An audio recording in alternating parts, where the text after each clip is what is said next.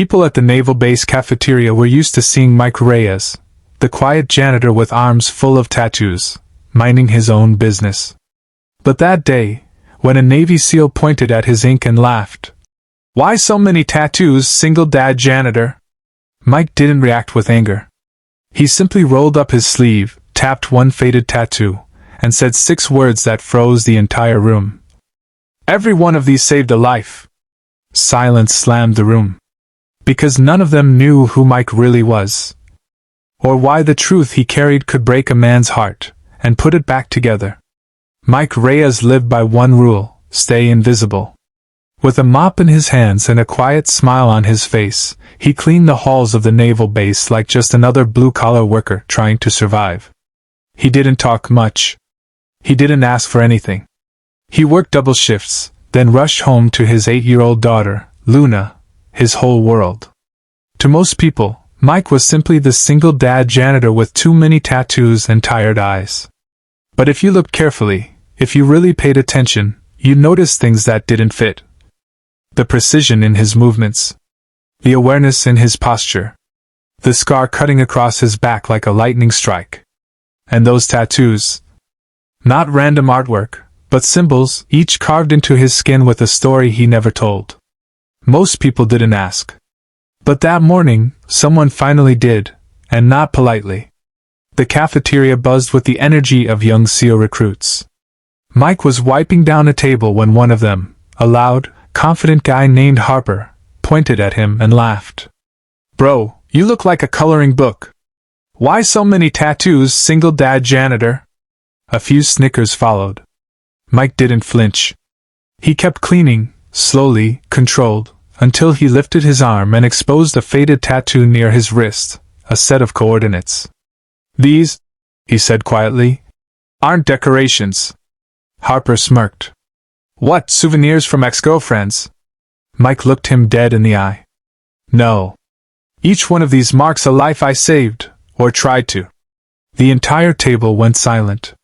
Because nothing in Mike's voice sounded like a joke. Harper leaned forward, suddenly unsure. "What are you talking about?"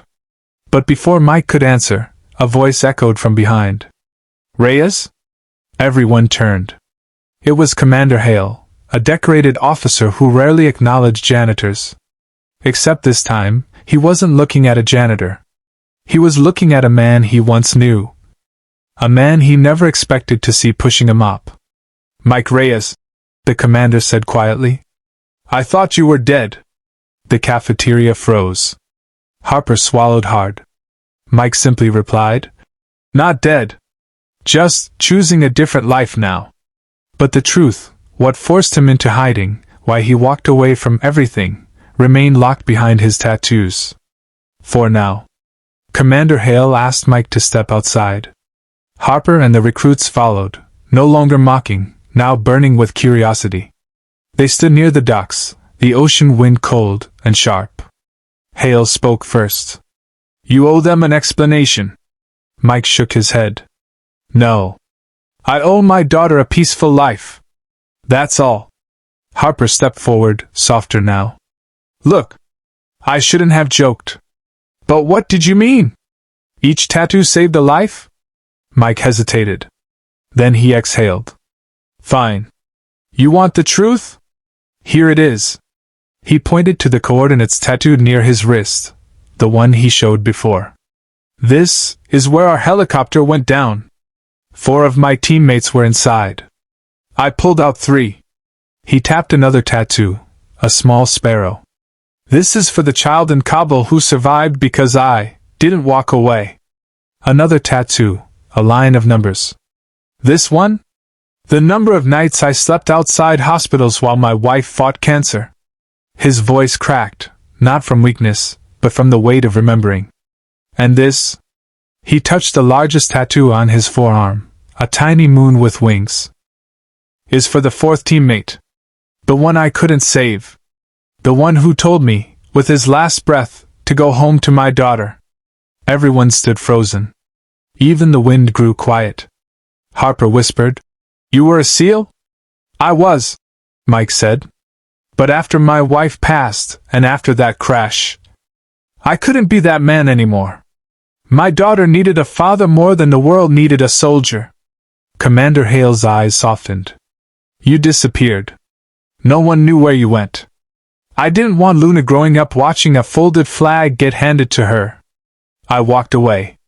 For a moment, no one spoke. Then Harper stepped forward and did something nobody expected. He saluted the janitor. Sir, he said, voice trembling. I'm sorry. I judged the ink, not the man.